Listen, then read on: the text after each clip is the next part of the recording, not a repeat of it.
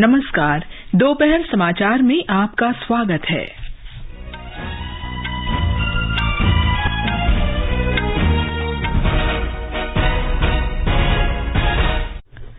केंद्र सरकार ने किफायती और उत्कृष्ट दवाएं उपलब्ध कराने के लिए 384 आवश्यक दवाओं की राष्ट्रीय सूची जारी की। तेलंगाना के सिकंदराबाद में आग लगने की घटना में 8 लोगों की मौत। प्रधानमंत्री नरेंद्र मोदी ने प्रत्येक मृतक के परिजन को 2-2 लाख रुपए की अनुग्रह राशि देने की घोषणा की। सीबीआई ने जम्मू कश्मीर सब इंस्पेक्टर भर्ती मामले में कथित अनियमितताओं को लेकर 33 स्थानों पर तलाशी ली। वित्त मंत्री निर्मला सीतारामन ने कहा, सरकार देश में उद्योगों को आमंत्रित करने और उनमें निवेश के लिए हर संभव प्रयास करेगी। उन्होंने कहा, कई कंपनियां विनिर्माण कार्यों को चीन से हटाकर भारत में लाना चाहती हैं। भारत के अध्यक्षता में G20 नेताओं का शिखर सम्मेलन अगले वर्ष 9 और 10 सितंबर को नई दिल्ली में होगा। और काठमांडू में सैफ महिला फुटबॉल चैंपियनशिप में भारत और बांग्लादेश आखिरी ग्रुप लीग मैच में आज शाम आमने सामने। दोपहर समाचार में अलका सिंह के साथ मैं कनकलता। सरकार ने 384 दवाओं की राष्ट्रीय आवश्यक औषधि सूची NLEM जारी की है। स्वास्थ्य मंत्री डॉ मनसुख मांडविया ने आज नई दिल्ली में वर्ष 2022 की अद्यतन NLEM जारी की। डॉ मांडविया ने कहा कि ये सूची स्वास्थ्य देखभाल के सभी स्तरों पर किफायती और उत्कृष्ट दवाएं उपलब्ध कराने में महत्वपूर्ण भूमिका निभाती है। उन्होंने कहा कि इन दवाओं से स्वास्थ्य देखभाल की गुणवत्ता में सुधार होगा। डॉ मांडविया ने कहा कि सभी संबंधित पक्षों के साथ व्यापक विचार विमर्श के बाद ये सूची तैयार की गई है। राष्ट्रीय औषध मूल्यन प्राधिकरण इन दवाओं का मूल्य निर्धारित करेगा और विनियमित करेगा। इससे लोगों को अच्छी और सस्ती दवाएं उपलब्ध हो सकेंगी। एसेंशियल मेडिसिन लिस्ट आज पब्लिश हो रहा है। उसके आधार पर नेशनल फार्मा प्राइसिंग अथॉरिटी उसकी सीलिंग प्राइस तय करेगी और ये भी सीलिंग प्राइस के आधार पर उसमें एक व्यवस्था होती है कि जो NLEM लिस्ट में आ गई मेडिसिन उसकी प्राइस कोई कंपनी अपने हिसाब से नहीं बढ़ा सकती है, लेकिन प्रति वर्ष WPI wholesale price index plus minus होता है, तो उसके आधार पर उसकी प्राइस प्लस माइनस होती है, यानी कि कोई मेडिसिन की प्राइस अनरीजनेबल बढ़ नहीं सकती, ताकि गरीब मध्यम वर्ग सभी के लिए एफोर्डेबल मेडिसिन उपलब्ध हो सके। स्वास्थ्य राज्य मंत्री डॉ भारती पवार ने कहा कि प्रधानमंत्री नरेंद्र मोदी के नेतृत्व में औषधि क्षेत्र निरंतर विकास कर रहा है। उन्होंने कहा कि ये सूची राष्ट्र की मांग के अनुरूप दवा क्षेत्र की सहायता और मार्गदर्शन करेगी। डॉ पवार ने रोगाणु प्रतिरोध के बारे में जागरूकता फैलाने की आवश्यकता पर बल दिया। हमारे संवाददाता ने कहा है कि ये सूची नियमित रूप से संशोधित की जाती रही है। ये सूची सबसे पहले 1996 में तैयार की गई थी। इसके बाद इसे 2003, 2011 और 2015 में संशोधित किया गया। वर्तमान सूची में 384 दवाएं शामिल हैं, जबकि 2015 में इस सूची में 376 दवाएं थी। अब औषधियों को 27 श्रेणियों में बांटा गया है। कोविड महामारी के बाद की समस्याओं से निपटने के लिए आवश्यक दवाओं की नई श्रेणी भी बनाई गई है। तेलंगाना के सिकंदराबाद में आग लगने की घटना में मृतकों की संख्या बढ़कर 8 हो गई है। इलेक्ट्रिक बाइक के शोरूम में लगी आग पहली और दूसरी मंजिल तक फैल गई।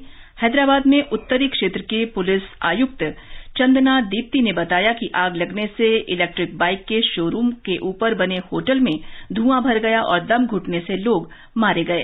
तेलंगाना के गृह मंत्री मोहम्मद महमूद अली ने दुर्घटना में लोगों की मृत्यु पर दुख प्रकट किया है। उन्होंने कहा कि राज्य सरकार घटना की जांच करा रही है। अग्निशमन विभाग के कर्मी मौके पर पहुंच गए और बहुमंजिला इमारत में फंसे 7 लोगों को बचा लिया। राज्य के सूचना प्रौद्योगिकी और उद्योग मंत्री KT रामाराव ने दुर्घटना पर दुख व्यक्त किया है। उन्होंने एक वक्तव्य में कहा कि राज्य सरकार प्रत्येक मृतक के निकट परिजन को 3 लाख रुपए की अनुग्रह राशि देगी। प्रधानमंत्री नरेंद्र मोदी ने प्रत्येक मृतक के निकट परिजन को 2-2 लाख रुपए की अनुग्रह राशि देने की घोषणा की है। घायलों को 50-50 हजार रुपए दिए जाएंगे। ये राशि प्रधानमंत्री राष्ट्रीय राहत कोष से दी जाएगी। केंद्रीय अन्वेषण ब्यूरो सीबीआई ने जम्मू कश्मीर उपनिरीक्षक भर्ती घोटाले की जांच के सिलसिले में 33 स्थानों पर छापे मारे हैं। ये छापे जम्मू, श्रीनगर, दिल्ली, गाजियाबाद, मंगलुरु, हरियाणा में करनाल, महेंद्रगढ़, रेवाड़ी और गुजरात में गांधीनगर में मारे गए। जांच एजेंसी जम्मू कश्मीर सेवा चयन बोर्ड के पूर्व अध्यक्ष खालिद जहांगीर और परीक्षा नियंत्रक अशोक कुमार और जम्मू कश्मीर पुलिस के एक पुलिस उपाधीक्षक सहित कई अधिकारियों के परिसरों पर भी छापेमारी कर रही है।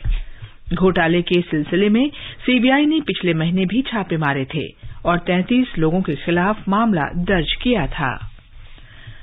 वित्त मंत्री निर्मला सीतारामन ने कहा है कि सरकार भारत में उद्योगों को लाने और निवेश के लिए हर कदम उठाएगी।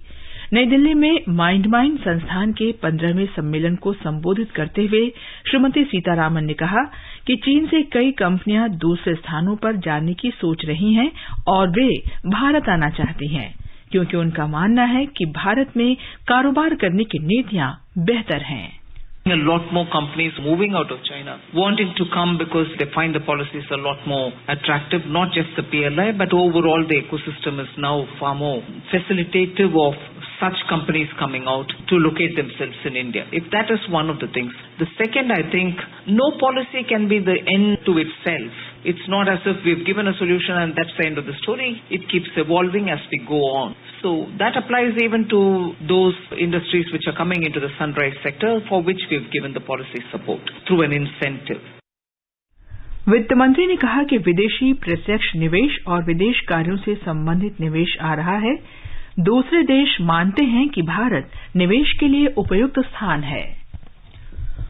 माइंड सम्मेलन में सड़क परिवहन और राजमार्ग मंत्री नितिन गडकरी ने कहा कि इलेक्ट्रॉनिक वाहन और हरित ईंधन भारत की विकास गाथा की कुंजी होंगे।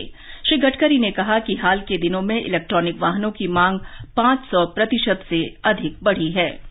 Today, the electric vehicle demand is increased by 500%. Even electric two-wheeler, we have 250 small startup making good electric scooters.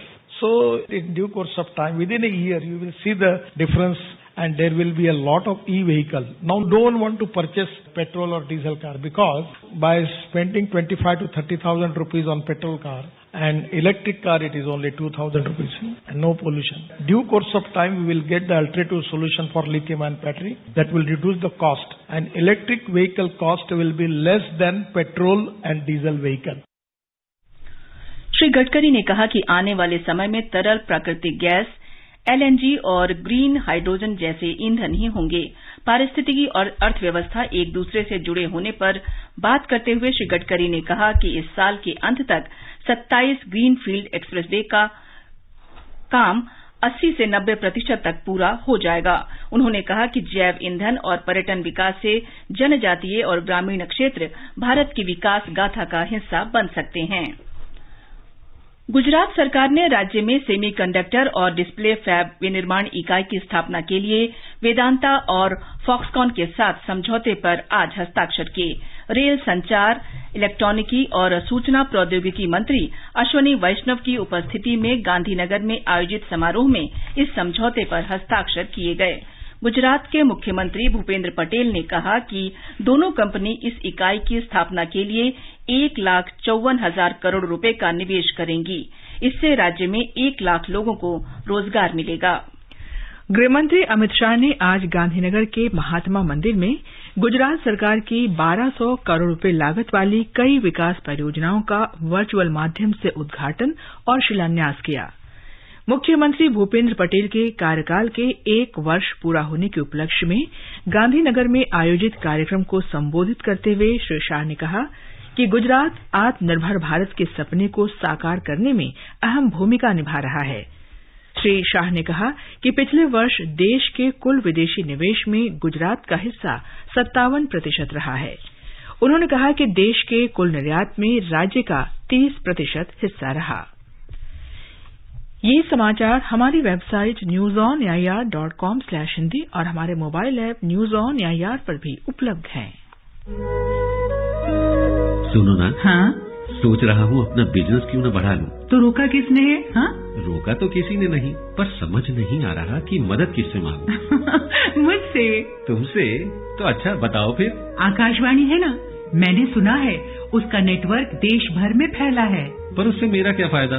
देखो, फायदा है, जिस शहर में चाहो विज्ञापन की मदद से उपभोक्ताओं तक पहुंच जाओ।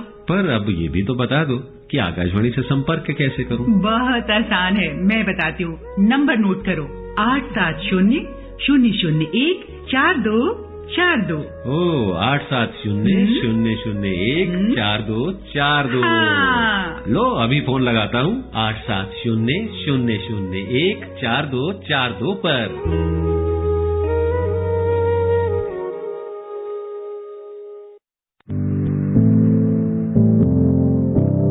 कंपटीशन की अगर आप कर रहे हैं तैयारी, तो उनके लिए ऑल इंडिया रेडियो पर हम लाए हैं अभ्यास, एक ऐसा कार्यक्रम जिसमें आप पूछेंगे सवाल व्हाट्सएप नंबर 9289094044 पर, या फिर ईमेल करेंगे abhyas.airnews@gmail.com पर, और हमारे विशेषज्ञ देंगे इसका जवाब। आपका अभ्यास हमारा प्रयास।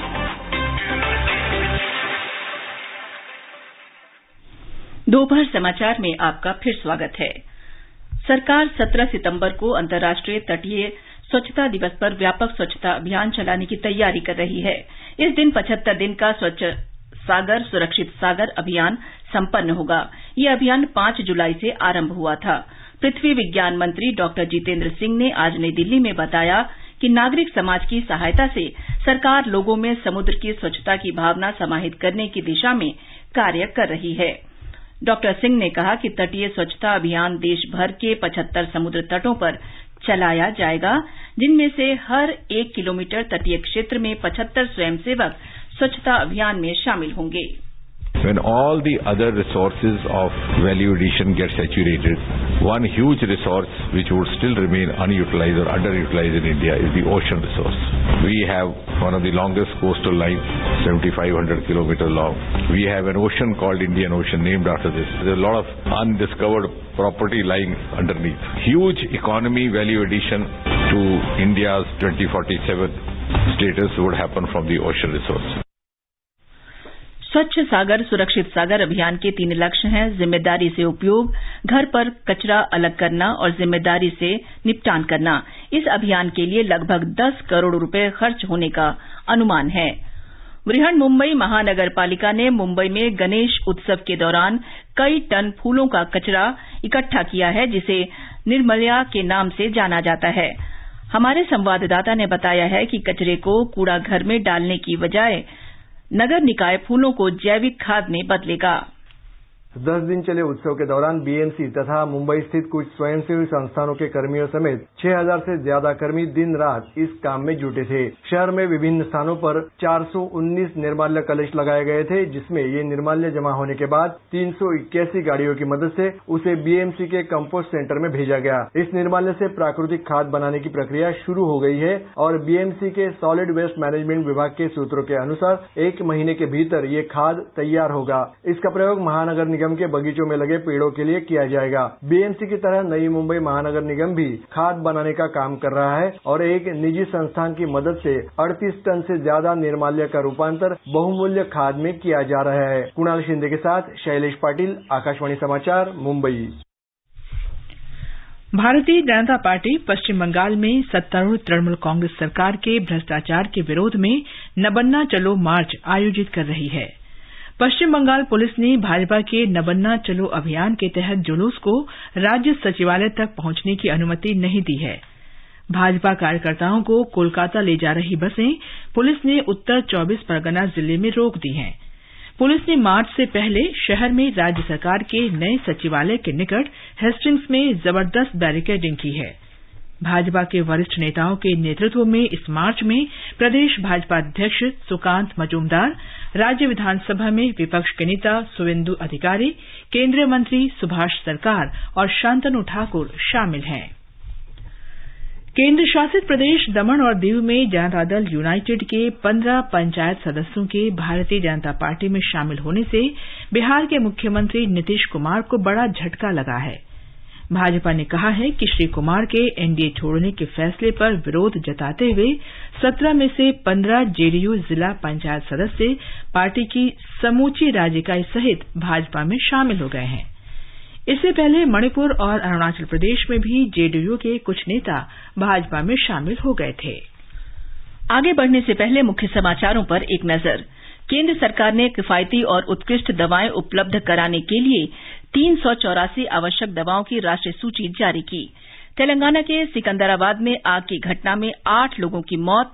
प्रधानमंत्री नरेंद्र मोदी ने प्रत्येक मृतक के परिजन को 2-2 लाख रुपए की अनुग्रह राशि देने की घोषणा की। सीबीआई ने जम्मू कश्मीर सब इंस्पेक्टर भर्ती मामले में कथित अनियमितताओं को लेकर 33 स्थानों पर तलाशी ली।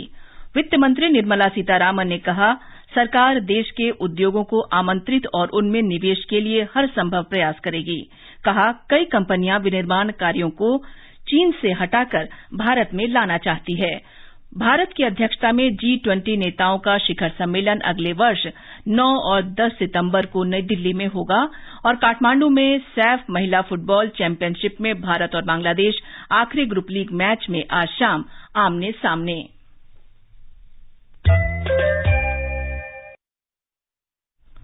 भारत इस वर्ष 1 दिसंबर से अगले वर्ष 30 नवंबर तक G20 समूह की अध्यक्षता करेगा।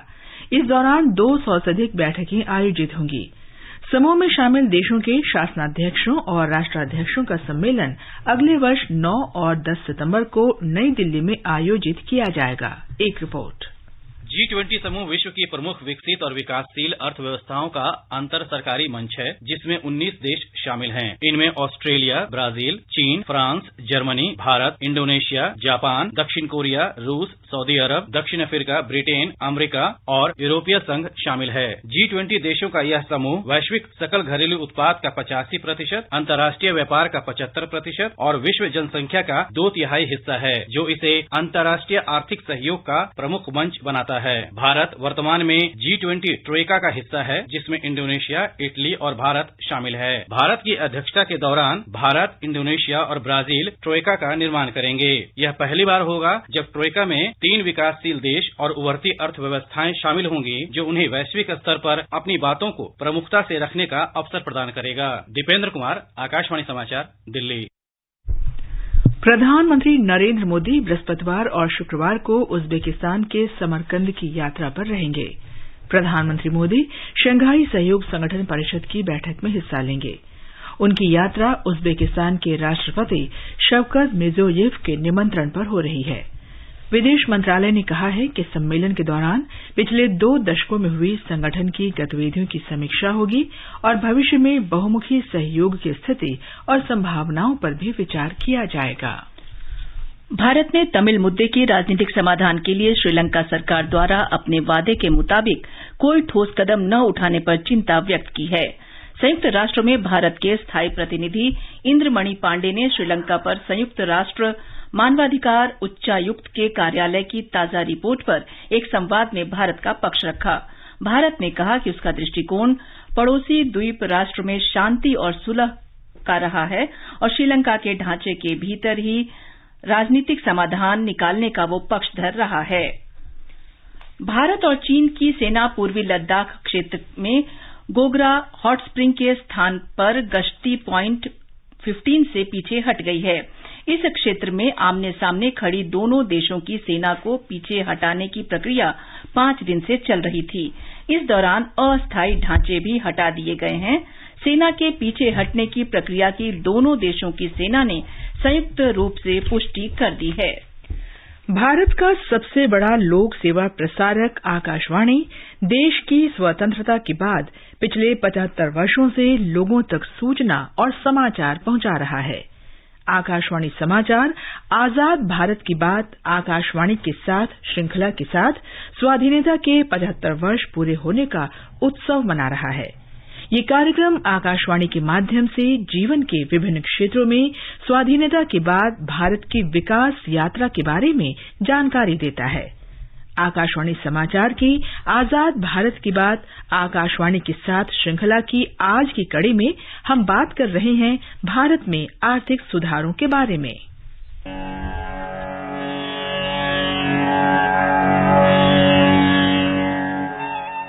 1991 में भारत में आर्थिक सुधारों से अर्थव्यवस्था के उदारीकरण की प्रक्रिया शुरू हुई और आर्थिक वृद्धि में उल्लेखनीय सुधार हुआ। तत्कालीन प्रधानमंत्री नरसिम्हा राव द्वारा शुरू किए गए इन सुधारों के 3 मुख्य उद्देश्य थे: उदारीकरण, निजीकरण और वैश्वीकरण। इन सुधारों का उद्देश्य भारतीय अर्थव्यवस्था के विकास में निजी क्षेत्र के सहयोग को बढ़ाना था। उदारीकरण से विदेशी कंपनियों को भारत में कारोबार करने के अवसर मिले। 2014 से प्रधानमंत्री नरेंद्र मोदी की सरकार भारत को $5 ट्रिलियन की अर्थव्यवस्था बनाने का प्रयास कर रही है। अंतर्राष्ट्रीय मुद्रा कोष के अनुसार भारत ब्रिटेन को पीछे छोड़कर विश्व की 5वीं सबसे बड़ी अर्थव्यवस्था बन गया है और अब भारत से केवल अमेरिका, चीन, जापान और जर्मनी ही आगे हैं। मेक इन इंडिया और आत्मनिर्भर भारत पहल से देश आत्मनिर्भर बनने की दिशा में निरंतर आगे बढ़ रहा है। परिणाम स्वरूप सकल घरेलू उत्पाद में वृद्धि हो रही है, मुद्रास्फीति नियंत्रण में है, रोजगार सृजित हुए हैं और लोगों के जीवन स्तर में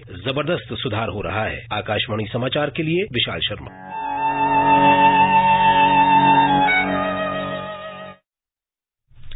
आजाद भारत की बात आकाशवाणी के साथ कार्यक्रम ट्विटर पर @AIR News Alerts, YouTube channel news on AIR official, news on AIR app, Facebook और इंस्टाग्राम पर सुना जा सकता है।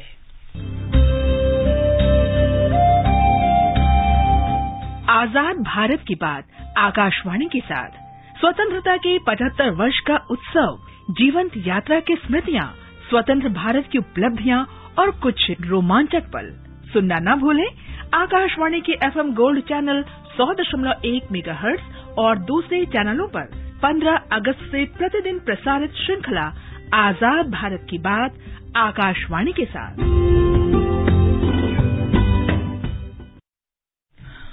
ये समाचार आकाशवाणी से प्रसारित किए जा रहे हैं। ताजा समाचार जानने के लिए आप हमारे Twitter handle @AIR News Hindi को फॉलो कर सकते हैं। मुट्ठी भर अंग्रेज और हमारे विशाल देश पर राज करने का स्वप्न देख रहे हैं, पर हम इनके स्वप्न को चकनाचूर कर देंगे। निकल पड़े स्वाधीनता के पथ वाले, स्वतंत्रता संग्राम की सुनी अनसुनी कहानियों के साथ स्वराज हर रविवार रात 9 बजे DD नेशनल पर। ये आकाशवाणी है। भारत और जापान की नौसेनाओं का 6ठा समुद्री युद्धाभ्यास रविवार को बंगाल की खाड़ी में शुरू हुआ। भारतीय नौसेना ने इस संयुक्त युद्धाभ्यास का आयोजन किया है। जापान के युद्धपोत का नेतृत्व एस्कॉर्ट फ्लोटिला 4A के कमांडर रियर एडमिरल हिरता तोशियुकी कर रहे हैं, जबकि भारतीय नौसेना के जहाजों का नेतृत्व पूर्वी बेड़े के flag officer commanding rear admiral Sanjay Bhalla कर रहे हैं। संयुक्त अभ्यास के 2 चरण होंगे, एक समुद्र में और दूसरा विशाखापत्तनम बंदरगाह पर होगा।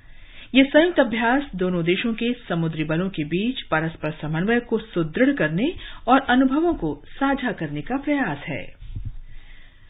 विमान वाहक पोत INS सतपुड़ा और P8I समुद्री गश्ती विमान ऑस्ट्रेलिया के डार्विन पहुंच गए हैं।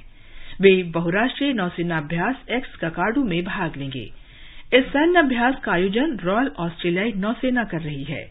2 सप्ताह का ये अभ्यास बंदरगाह और समुद्र में होगा। इसमें 14 देशों की नौसेना के जलपोत और समुद्री गश्ती विमान भाग लेंगे। कौशल विकास मंत्री धर्मेंद्र प्रधान ने कहा है कि 21वीं सदी के लिए गतिशील श्रम शक्ति विकसित करने के उद्देश्य से प्रशिक्षकों की क्षमता बढ़ाना महत्वपूर्ण है। उन्होंने कहा कि प्रशिक्षण संस्थानों को कौशल परिस्थितिकी सुदृढ़ बनाने के लिए व्यापक और भविष्योन्मुखी कार्यनीति के साथ नए दृष्टिकोण और नए तरीकों की खोज करनी चाहिए। श्री प्रधान ने नई दिल्ली में कौशल विकास और उद्यमिता मंत्रालय के अंतर्गत प्रशिक्षण संस्थानों की पुनर्परिकल्पना पर चर्चा में ये बात कही। उन्होंने अगले 3 वर्ष में 25 लाख प्रशिक्षक तैयार करने की आवश्यकता पर बल दिया। देशव्यापी टीकाकरण अभियान के अंतर्गत अब तक 215 करोड़ 47 लाख से अधिक कोविड रोधी टीके लगाए जा चुके हैं। स्वास्थ्य मंत्रालय ने बताया कि पिछले 24 घंटे में 21,67,000 से अधिक टीके लगाए गए। इसी दौरान 4,369 लोगों में संक्रमण की पुष्टि हुई। स्वस्थ होने की दर 98.71% है। और अब खेल खबरों के साथ हैं निखिल कुमार।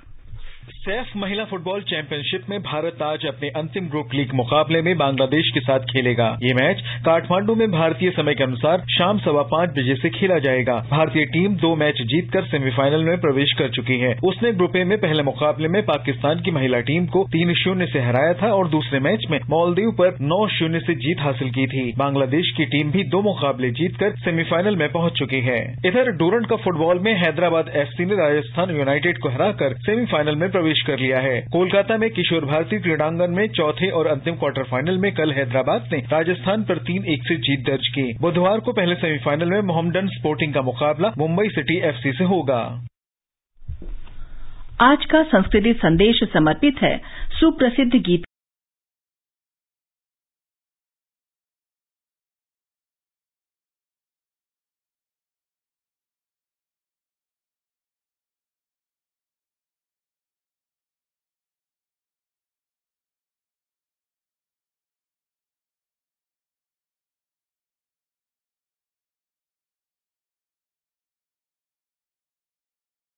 जाने माने गीतकार अनजान की आज पुण्यतिथि है। बात 1970 से 80 के बीच की है। फिल्म डॉन के डायरेक्टर चंद्र बारोट को एक ऐसा गीत चाहिए था जो लोगों की जुबान पर चढ़ जाए और उन्हें मिल गया एक ऐसा गीतकार जिसने 20 मिनट में ऐसा गीत लिखा जो बाद में सुपरहिट हो गया। गीत था खई के पान बनारस वाला और गीतकार थे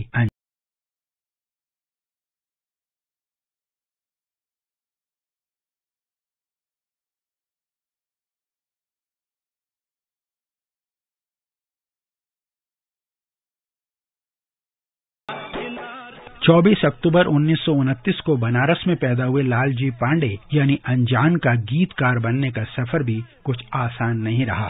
अनजान ने वैसे तो अपने समय के लगभग सभी दिग्गज संगीतकारों के साथ काम किया, लेकिन कल्याण जी आनंद जी के साथ उनकी जोड़ी कमाल की रही। अनजान का अमिताभ बच्चन से एक खास रिश्ता बन गया था। उन्होंने अमिताभ की कई फिल्मों के लिए गाने लिखे, जिनमें डॉन, मुकद्दर का सिकंदर, शराबी, नमक हलाल और याराना फिल्में हिट रही।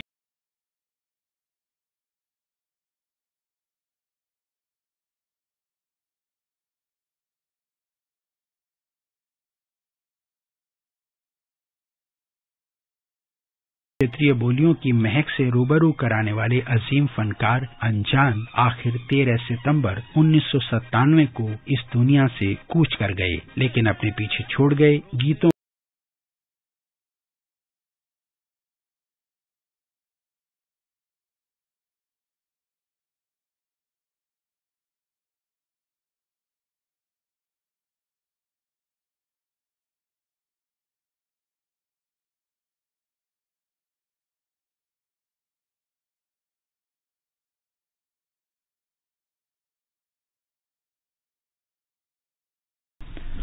और अब आज का मौसम। राष्ट्रीय राजधानी दिल्ली में आमतौर पर बादल छाए रहेंगे और हल्की वर्षा या बूंदाबांदी हो सकती है। मुंबई और कोलकाता में बादल छाए रहेंगे और 1 या 2 बार बारिश या गरज के साथ छींटे पड़ सकते हैं। चेन्नई में आंधी के साथ बारिश आ सकती है। जम्मू, श्रीनगर और मुजफ्फराबाद में आसमान आमतौर पर साफ रहेगा। लेह और गिलगित में आंशिक रूप से बादल छाए रहेंगे। पूर्वोत्तर में गुवाहाटी, ईटानगर, आइजोल, कोहिमा, गैंगटोक और शिलांग में बादल छाए रहेंगे और 1 या 2 बार वर्षा होने या गरज के साथ छींटे पड़ने का अनुमान है। अंत में मुख्य समाचार एक बार फिर। केंद्र सरकार ने किफायती और उत्कृष्ट दवाएं उपलब्ध कराने के लिए 384 आवश्यक दवाओं की राष्ट्रीय सूची जारी की। तेलंगाना के सिकंदराबाद में आग की घटना में 8 लोगों की मौत। प्रधानमंत्री नरेंद्र मोदी ने प्रत्येक मृतक के परिजन को 2-2 लाख रुपए की अनुग्रह राशि देने की घोषणा की। सीबीआई ने जम्मू कश्मीर सब इंस्पेक्टर भर्ती मामले में कथित अनियमितताओं को लेकर 33 स्थानों पर तलाशी ली। वित्त मंत्री निर्मला सीतारामन ने कहा, सरकार देश में उद्योगों को आमंत्रित करने और उनमें निवेश के लिए हर संभव प्रयास करेगी। उन्होंने कहा, कई कंपनियां विनिर्माण कार्यों को चीन से हटाकर भारत में लाना चाहती हैं। भारत की अध्यक्षता में G20 नेताओं का शिखर सम्मेलन अगले वर्ष 9 और 10 सितंबर को नई दिल्ली में होगा। और काठमांडू में सैफ महिला फुटबॉल चैंपियनशिप में भारत और बांग्लादेश आखिरी ग्रुप लीग मैच में आज शाम आमने सामने। इसके साथ ही दोपहर समाचार का ये अंक समाप्त हुआ। नमस्कार।